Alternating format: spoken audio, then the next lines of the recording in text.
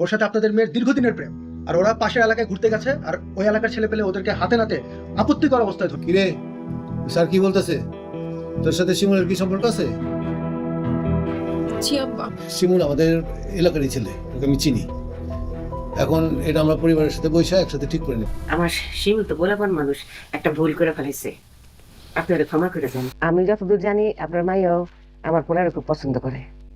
ওরা দুজনটা ছাড়া থাকতে পারবো না, ওকে দুজনের হাতে এক করে দেন। আমি আপনার কথা দিতেছি, ময়না যদি আমার বাড়ির বউ হয়ে আসে, ওর কোনো কষ্ট থাকবো না। শিমুলের ব্যাপারে আমি খোঁজ খবর নিছি, আর দুইজনকে পছন্দ করে, এখানে আমার তো আপত্তি করার কিছু নাই। আমি কিন্তু শিমুল তো বেকার, কোনো কিছু করে না।